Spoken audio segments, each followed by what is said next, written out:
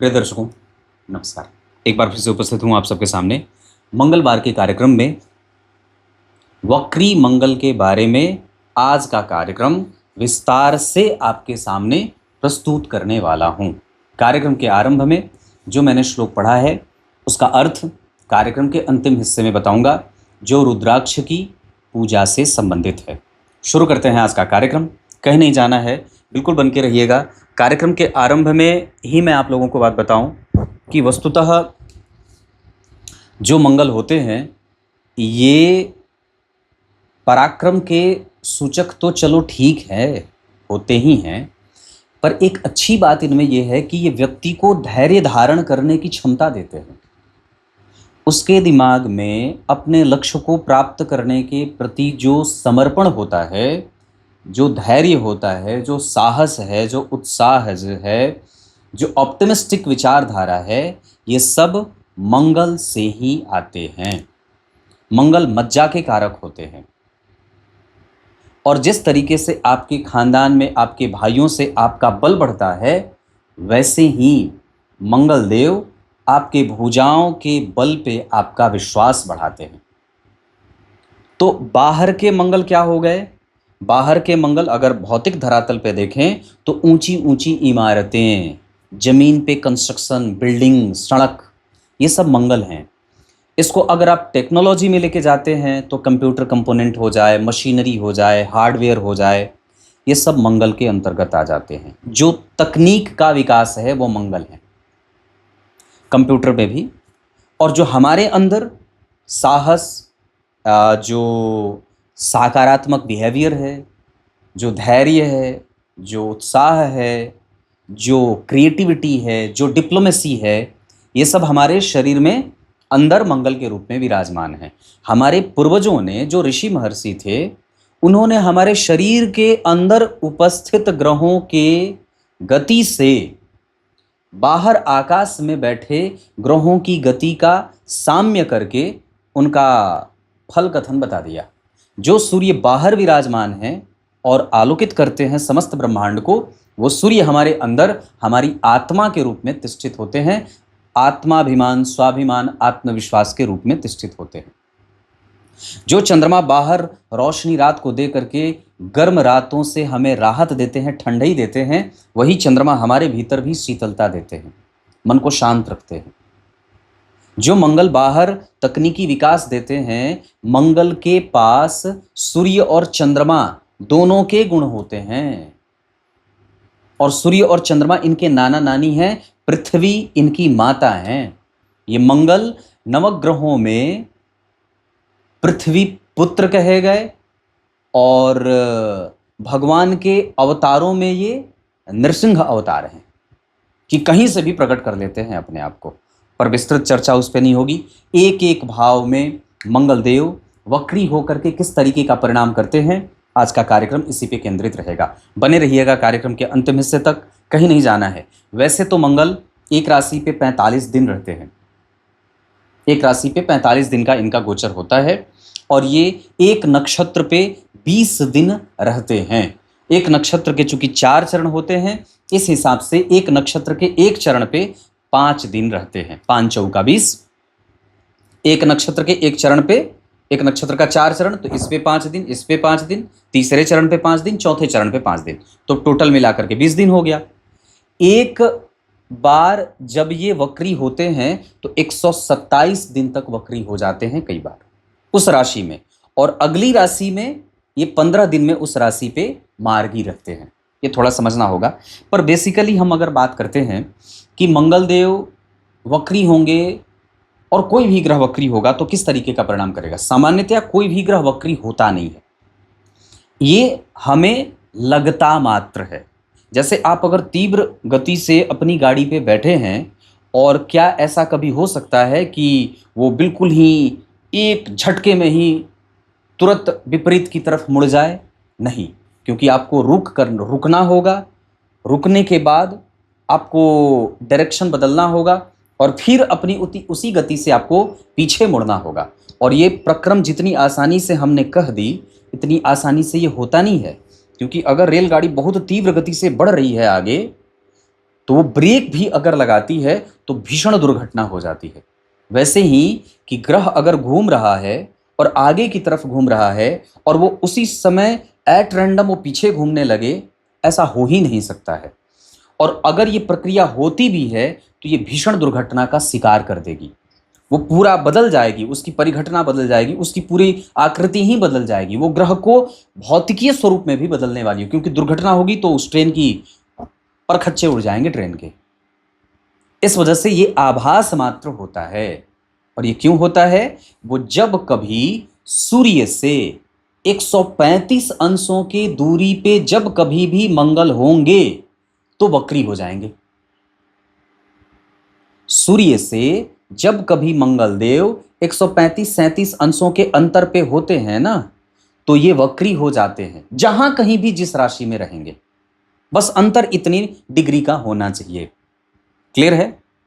कोई भी ग्रह वक्री है मतलब वो भीषण है। और वक्र का अर्थ होता है टेढ़ा, टेढ़ी बुद्धि का, टेढ़ी चाल चलने वाला। एक सरल रेखा हो जाए, एक वक्र रेखा हो जाए, तो सरल रेखा में कोई कंपन नहीं है, लेकिन वक्र रेखा में कंपन है। उसकी तरंग धैर्य की स्थिति बदल रही है। उसका जो टेढ़ा होना, सीधा होना, उसके बदलाव और उसके नेचर में बदलाव ला रहा है, उसकी गति को बदल रहा है। सिंपल तरीके से अगर समझें तो कोई भी ग्रह जैसे अस्त होता है तो वो निर्बल हो जाता है। जैसे अगर चंद्रमा को ही विचार करते हैं, तो अगर चंद्रमा उच्च के हैं, मान लीजिए 2 नंबर में बैठे हैं, लेकिन अगर उसी के साथ सूर्य भी बैठ गए तो ये अस्त हो गए। अब उच्च के चंद्रमा का कोई फल व्यक्ति को नहीं मिलेगा। और ये ऐसा सिद्धांत आचार्य वैद्यनाथ ने भी लिखा है। बहुत सारे सूर्य सिद्धांत आदि ग्रंथों में भी इस बात की चर्चा की गई है, वक्री ग्रहों के बारे में चर्चा की गई है कि वो ग्रह मंद हो जाता है, निर्बलत्व की प्राप्ति कर लेता है। राजेंद्र प्रसाद जी की कुंडली कहें, मुसोलिनी की कुंडली में कहें, उसके बाद लाल बहादुर शास्त्री जी की कुंडली में कहें, राजेंद्र प्रसाद जी की कुंडली में कहें, इन लोगों की कुंडली में कहीं ना कहीं कोई ना कोई एक से अधिक या एक ग्रह वक्री हुआ ही है। दोष युक्त तो वो ग्रह तब हो जाता है जब वो ग्रह वक्री है और अस्त है। जैसे बुध, मान लीजिए बुध वक्री हैं और उसी के साथ वो सूर्य के साथ बैठ करके अस्त भी हो रहे हैं, तब ये एक निगेटिव सेंस वाली बात हो जाएगी। क्योंकि ग्रह अगर जिस व्यक्ति की कुंडली में कोई भी ग्रह वक्री नहीं है, मतलब उसकी कुंडली और उसकी कुंडली के बैठे ग्रहों की गति स्पष्ट है। लेकिन अगर उस व्यक्ति की कुंडली में कोई ग्रह वक्री है, मतलब एक ग्रह है जो टेढ़ा है, अब वो फ्लक्चुएशन में जाएगा, वो बदल रहा है, अपनी प्रकृति बदल रहा है, अपनी तरंग धैर्य बदल रहा है, अपनी रोशनी बदल रहा है, अपने प्रभावों को बदल रहा है, अपनी गति बदल रहा है, वो किसी से प्रभावित हो रहा है। एक अंश पे गया पर वक्री तो हुआ ना। पर बात जब मंगल की हो रही है, तो अब बात करेंगे कि अगर मंगल पापक ग्रह हैं और अगर वो वक्री हैं, तो इसका अर्थ है कि वो और डबल पापक हो गए, वक्रत्व उनका बढ़ गया, टेढ़ापन बढ़ गया। और वो विभिन्न भावों में होकर के कैसा फल करेंगे, एक एक भाव पे चर्चा करेंगे। राशियों की बात नहीं करूंगा, भाव की बात करेंगे। लग्न से लेकर के 12वें भाव तक मंगल वक्री होकर के किस तरीके का परिणाम करेंगे, आइए शुरू करते हैं आज का कार्यक्रम।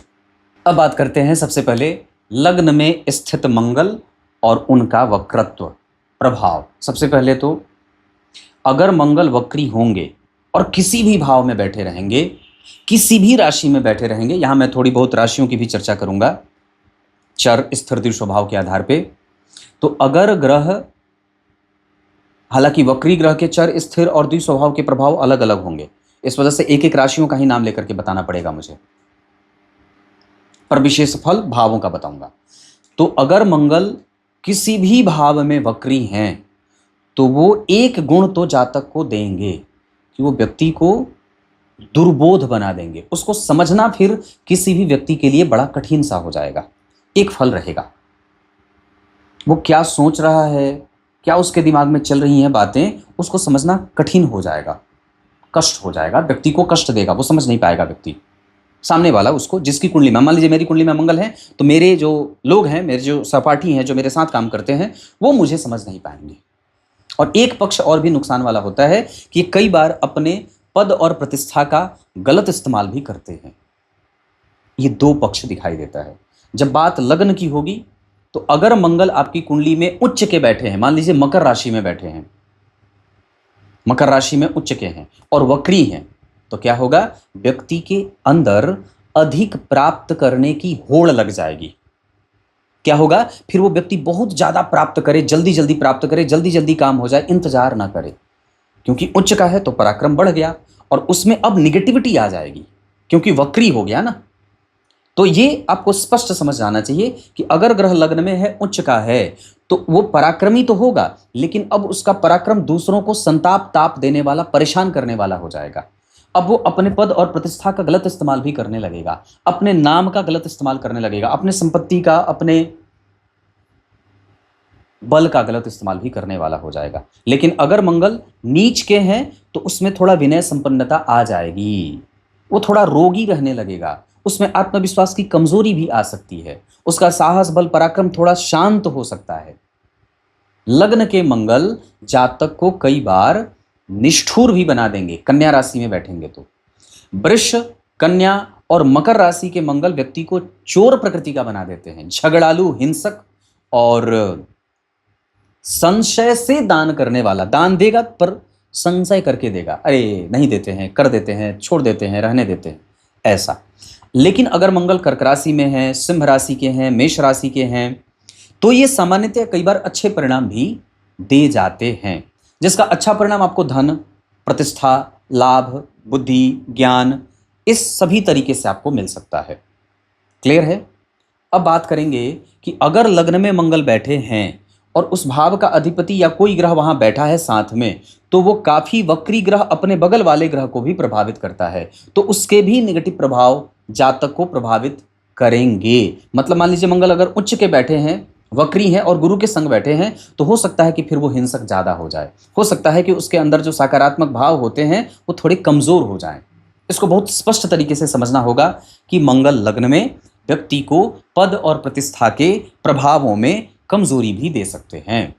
अगर वो थोड़े कम बल के साथ हैं, नीच के हैं, अपने मित्र की राशि में हैं, मित्र के साथ बैठे हैं, धनु राशि में है, मेष राशि में है, सिंह राशि में है, कर्क राशि में है, तो ये अच्छे परिणाम भी दे जाएंगे। क्लियर है?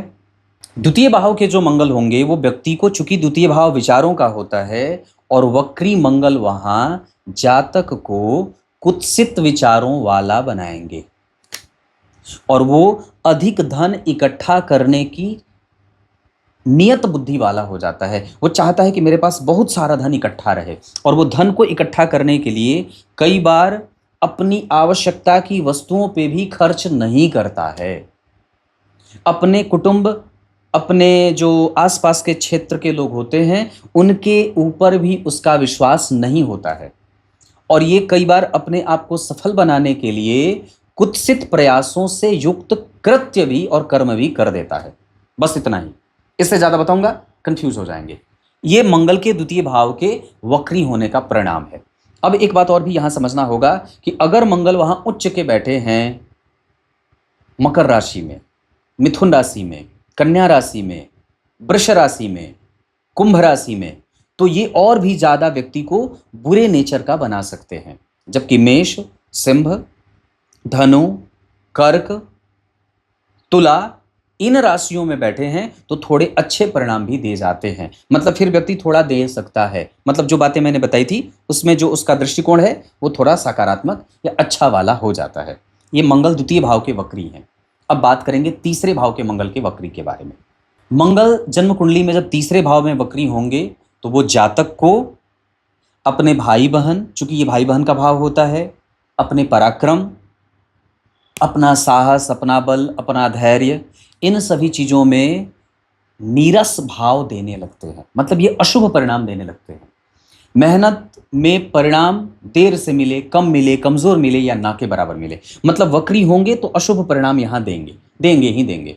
पर राशियों की बात अगर होगी तो अगर मंगल देव द्वितीय भाव में मकर राशि में बैठे हैं, सिंह राशि में बैठे हैं, धनु राशि में बैठे हैं, उच्च के अगर बैठे हैं और मित्र के साथ मित्र की राशि में बैठे हैं तो कुछ अच्छा परिणाम जातक को मिल जाएगा। मकर,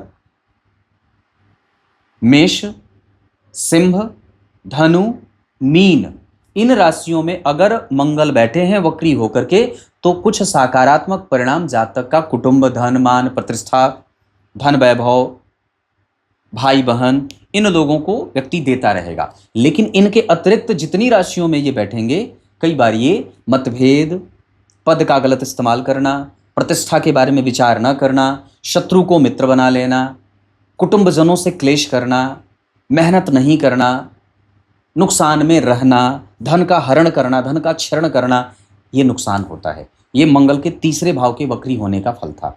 अगर मंगलदेव आपकी कुंडली के चौथे भाव में वक्री हैं तो आपको सबसे ज़्यादा ध्यान अपने घर के वातावरण पे लगाना चाहिए। कृपण न होना, लोग आपको, आपके ही घर में आपका लोग मजाक उड़ाने वाले बन जाएंगे, निंदा का पात्र व्यक्ति हो जाता है, कई बार वैसे कृत्य ही कर देता है, चोरी करते पकड़ा जाए, झूठ बोलते कई बार पकड़ा जाए, निंदित कृत्य करने वाला होता है, गलत मैत्री में जाने वाला होता है, परिवार से उसका कोई मतलब और मेल नहीं रहता। बुरे परिणाम है ये सब। अगर मंगल के चौथे भाव के वक्री होने का फल कहें तो यहाँ व्यक्ति के घर के पर्यावरण में दूषित माहौल बनते देखा जाता है। इसको बहुत ही ज़्यादा कंट्रोल करने के लिए बहुत शांति से अपने कुल देवता और अपने वास्तु देवता की पूजा और उपासना करनी पड़ती है।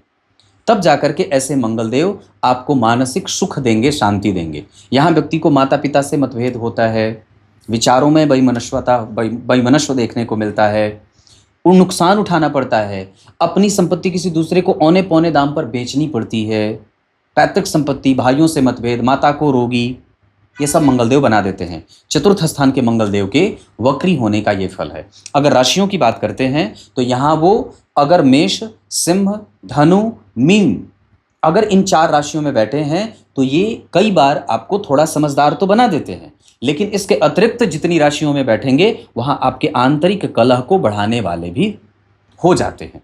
ऐसा मैंने चतुर्थ स्थान के मंगल के बारे में कहा है। अब बात करेंगे पंचम भाव के वक्री मंगल के बारे में।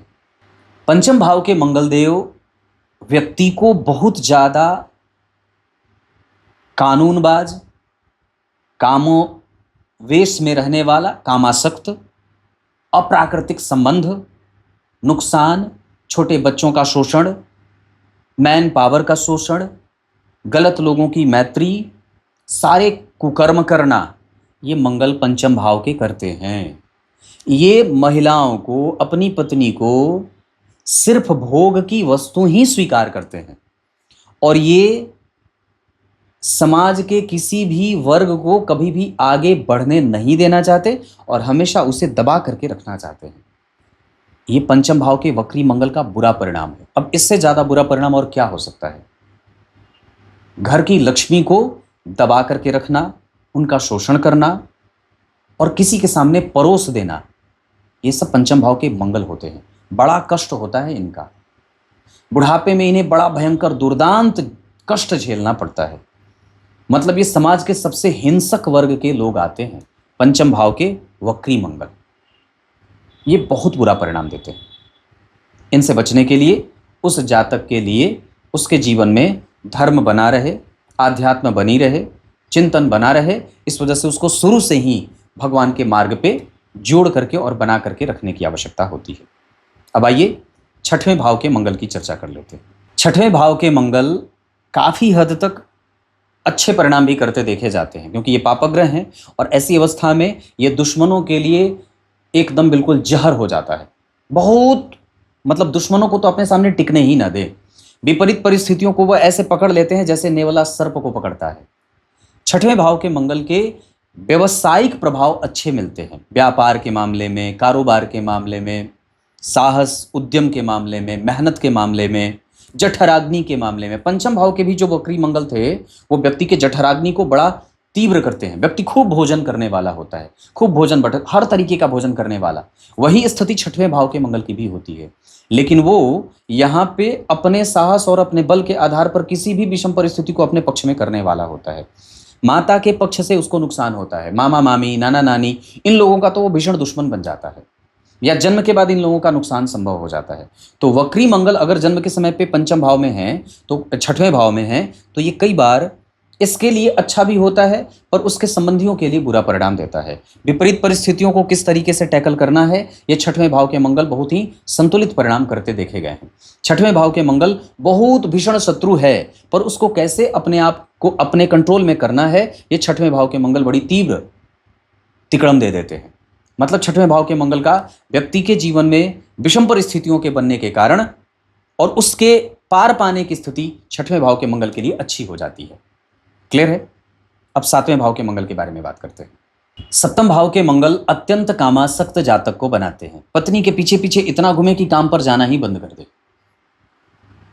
व्यापार में मन न लगे, किसी काम में उत्साह नहीं रहे, अत्यंत कामासक्त। यहां भी अप्राकृतिक संबंध देते हैं, यौन संबंधों का व्यक्ति रोगी होता है, अत्यंत कामातुर रहता है, कामासक्त जिसको कहते हैं।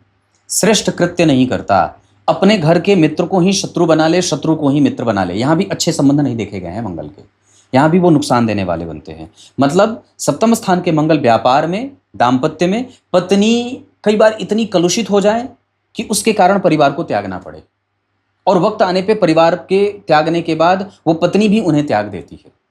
मतलब ये इसका नुकसान है। बैलेंस नहीं बन पाता। ईमानदारी, सच्चाई, कर्तव्य परायणता, कर्तव्यनिष्ठता, ये सब जातक में कमजोर और कम देखे जाते हैं। ये जन्म कुंडली के सप्तम भाव के मंगल का विषम परिणाम है, ये अच्छा नहीं होता। अगर बचाना चाहते हैं खुद को तो बजरंग बली की खूब पूजा करिए, देव गुरु बृहस्पति के मंत्रों का जप करिए, देवताओं के मंत्रों का जप करिए, ठाकुर जी की पूजा करिए, तुलसी मैया को जल दीजिए, पृथ्वी मैया की पूजा करिए, गंगा जल का सेवन करिए। मंगल के बुरे परिणाम से बचने के लिए आपको ये किसी भी भाव में अगर वक्री हैं तो ऐसा करना चाहिए। ये अच्छे परिणाम नहीं देते सप्तम भाव के मंगल। यहाँ पे व्यक्ति को कष्ट होता है और कष्ट देने वाला भी होता है। व्यापार ऊपर नीचे, उठापटक, कारोबार में परेशानी, बेचैनी, लापरवाही, ये सब बना रहता है। दुश्मन मित्र, मित्र दुश्मन, ये सब जीवन में बदलता रहता है, चलता रहता है। ये सब सप्तम भाव के मंगल के बुरे परिणाम हैं। अच्छे परिणाम बड़े ही कमज़ोर देखने को मिलते हैं, इस वजह से अच्छाइयों पे जिक्र नहीं कर रहा। अष्टम भाव के वक्री मंगल की चर्चा करते हैं। अष्टम भाव के मंगलदेव जो होते हैं वो ये कहते हैं कि जातक अपने नेचर को संभाले। जैसे वो अपने काम में कितना मन लगा रहा है, उसका कंसंट्रेशन लेवल कैसा है, उसका रिसर्च कैसा है, वो उस पर कितना टाइम दे रहा है, फोकस कितना है, चिंतन कितना है, व्यवहार पक्ष कैसा है, मित्र शत्रु कितने हैं, कैसे हैं, ससुराल से पक्ष कैसा है, पत्नी से कैसे संबंध बन रहे हैं, इन सभी पे अष्टम भाव के वक्री मंगल विचार करने को कहते हैं। ऐसी अवस्था में व्यक्ति को कई बार यात्रा से सावधान रहना चाहिए। अगर जल तत्व की राशि में बैठे हैं, कर्क, वृश्चिक और मीन राशि में बैठे हैं, तो आपको भी सावधान रहना चाहिए। फिर आपको जल जनित बीमारियां होती रहती हैं। घर से दूर जाने से थोड़ा यात्रा का शोधन कर लेना चाहिए, पंचांग शोधन कर लेना चाहिए, तब जाकर के घर से बाहर निकलना चाहिए। जन्म कुंडली के अष्टम भाव के मंगल व्यक्ति को दूषित विचारों वाला बना देते हैं, और कई बार ये व्यक्ति बड़ा ही कठोर, क्रूर और दैन्य भाव से जीने वाला होता है। चाहे उसके पास कितना ही पद रहे, कितनी ही प्रतिष्ठा रहे, फिर भी वो फटे कपड़े पहनने वाला, असाधारण जीवन जीने वाला बना देते हैं। मतलब बहुत अजीब तरीके का बर्ताव करने वाला। उसको समझना बड़ा कठिन हो जाता है। कई बार उसके पास हैं कपड़े पर फिर भी वो अच्छे से नहीं पहन रहा, उसके पास साधन है पर फिर भी उसका वो लाभ नहीं उठा पा रहा, उसके पास कैपेसिटी है पर फिर भी उसका वो मंथन नहीं कर रहा। एनर्जी का सही तरीके से इस्तेमाल नहीं करना अष्टम भाव के मंगल कराते हैं। बस एक लाइन की बात है। अब बात नवम भाव के वक्री मंगल की होगी। नवम भाव के वक्री मंगल खुद दान न करे, खुद एक श्रेष्ठ काम न करे, कृत्य न करे, दान पुण्य पूजा पाठ से कोई मतलब भले है ना है, पर दूसरों को खूब कहेगा करने के लिए, दिखावा खूब करे। देखो मैं दान करता हूँ, मैं लोगों को प्रेरणा देता हूँ, मैं लोगों को ये करता हूँ, मैं सेवा करता हूँ, पर वस्तुतः वो बाहर के दांत अलग और अंदर के दांत अलग। बाह्य स्वरूप कुछ और है, अंदर का स्वरूप कुछ ऐसा है। ये नवम भाव के मंगल होते हैं जो व्यक्ति को छलावा, छलिया और बहरूपिया बना देते हैं।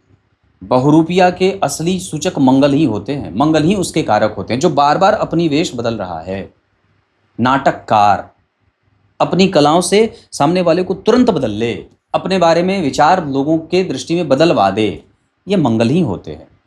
तो नवम भाव के मंगल ऐसा ही कृत्य करवाते हैं। वो सर्वस्व वर्चस्व स्थापित नहीं करता, दिखावा खूब करेगा, देखो सारे लोग मेरे पहचान के हैं, पर वक्त पड़ने पे वो पीछे चला जाता है और वो झूठा भी होता है। ये नवम भाव के मंगल की बात है, वक्री मंगल की बात है। दशम स्थान के वक्री मंगल की चर्चा करते हैं। दशम स्थान के मंगल अगर वक्री हैं, और याद रखें कि अगर वो मिथुन, वृश्चिक और मीन राशि में बैठे हैं तो फिर आपको ये डॉक्टरी क्षेत्र में ज़्यादा सफलता देते हैं। लेकिन वैसे दशम स्थान के वक्री मंगल व्यक्ति की सामाजिक प्रतिष्ठा को धूमिल करते हैं और उसको अपनी सामाजिक प्रतिष्ठा का कोई विशेष असर नहीं होता, वो बार बार उसे धूमिल करता हुआ नजर आता है। मतलब दशम स्थान के वक्री मंगल उसके प्रमोशन में बाधक होंगे, कारोबार में बाधक होंगे, प्रतिष्ठा में बाधक होंगे, सामाजिक छवि में बाधक होंगे, बॉस के साथ संबंधों को बाधाओं के साथ आगे बढ़ाना पड़ता है या बढ़ती रहती है। ये दशम स्थान के मंगल हैं। यहाँ व्यक्ति कई बार अगर पद मिल भी जाए तो उसकी प्रतिष्ठा कायम नहीं रख पाता है और सदैव षड्यंत्र का शिकार होता रहता है। इस मंगल के बारे में मैं आपको एक बात और बताऊंगा, जो कार्यक्रम के अंतिम में बताऊंगा, जो सबसे मूल बात होगी। बने रहिएगा कार्यक्रम के अंतिम हिस्से तक। अब बात एकादशवें भाव के वक्री मंगल की करेंगे। एकादशवें भाव के मंगल अगर वक्री हैं तो आपको अत्यंत महत्वाकांक्षी बना देते हैं और नीच कर्म करने वाला बना देते हैं। व्यक्ति अपनी महत्वाकांक्षा की पूर्ति के लिए किसी भी हद तक उतर जाता है। कई बार वो अपने माता और पिता के खिलाफ, जिन्होंने उनका पोषण किया है, उसी के खिलाफ षड्यंत्र करता है। वक्त आने पे उनको भी त्याग देता है, उनका प्रेम उसे प्राप्त नहीं होता। बड़े छोटे भाई बहनों से उसका सदैव मतभेद बना रहता है, एकांत में अकेले रहता है और बाद में पश्चाताप की अग्नि में जलता रहता है। एकादशवें भाव के मंगल व्यक्ति को दुर्दांत बना देते हैं, कष्ट देने वाला बना देते हैं, समझदार नहीं होता है, पेट का रोग होता रहता है, अकेलेपन में तड़पता रहता है, मन की बातों को प्रकट नहीं कर पाता है, व्यवस्था बनाने में उसको दिक्कत होती है, बैलेंस नहीं कर पाता है परिवार और कारोबार को, मतलब प्रोफेशनल और पर्सनल फ्रंट को बैलेंस नहीं कर पाता है। ये गड़बड़ी पैदा करते हैं। अत्यंत ऊंची महत्वाकांक्षा के कारण व्यक्ति मित्र को भी शत्रु बना लेता है, कठोर कड़वा बोलने वाला बना देते हैं, लालची, संदेहास्पद स्थितियों में पकड़ा जाने वाला, कुकर्म रत बना देते हैं। इसकी भी अप्रशंसा शास्त्रों में की गई है। अब 12वें भाव के मंगल की बात करेंगे। 12वें भाव के वक्री मंगल व्यक्ति को निस्वार्थ नहीं बनाने देते या बनने देते हैं। स्वार्थ से युक्त होकर के ही वो सेवा करेगा, स्वार्थ उसके जीवन का उद्देश्य हो जाता है। अपना व्यय गड़बड़ करे, पैसा बचाए किसी और काम के लिए, खर्च कहीं और हो जाए, उसका धन गलत जगह पे खर्च होता है, अचानक से धन की हानि होती रहती है, एक तरफ से धन आए दूसरी तरफ से खर्च होता रहे, बैलेंस करने में कमजोरी होती है, नैतिक मूल्यों की स्थापना करनी पड़ती है। एकादशवें भाव के मंगल वक्री हैं तो आपको अपने नैतिक पतन नहीं करने चाहिए, नैतिकता का पालन करना चाहिए, मोरालिटी बनी रहे। वही स्थिति 12वें भाव के मंगल की भी होती है। अगर 12वें भाव के मंगल हैं, वक्री हैं, तो आपको नैतिकता का पालन करना चाहिए, धर्मशास्त्र पे, अध्ययन पे, तीर्थ यात्रा पे, दान पे, सेवा पे, कर्तव्य पे ध्यान रखना होता है। ये रहे लग्न से लेकर के 12वें भाव तक मंगल के वक्री का फल। मैंने छोटा बनाया है, इस पे और विस्तार से बताऊंगा लेकिन बाद में। अब एक बात और है जो मैं कार्यक्रम के बीच में कह रहा था, अगर मंगलदेव आपकी कुंडली में 20 अंश से नीचे वक्री हुए हैं तो ये कई बार ढूल मूल परिणाम करते हैं या फ्लक्चुएशन से परिणाम नहीं देते, थोड़े बदलावों के साथ परिणाम देते हैं। मतलब अगर बुराई भी देंगे तो थोड़ा कम बुरा करेंगे, लेकिन अगर वो 20 डिग्री से ऊपर वक्री हुए हैं तो वो फर्म हो जाते हैं, मजबूत हो जाते हैं, इकट्ठे हो जाते हैं, उनमें भटकाव नहीं होता, उनमें विलगाव नहीं होता, वो छितराते नहीं हैं, मजबूत परिणाम करते हैं। अगर बुरे परिणाम करेंगे तो पूर्णतया बुरे परिणाम करेंगे, अगर अच्छे परिणाम करेंगे तो 100% अच्छे करेंगे। ये ग्रह के 20 अंश से ऊपर और नीचे होने का फल है, वक्री होने का। तब तक के लिए बहुत बहुत नमस्कार।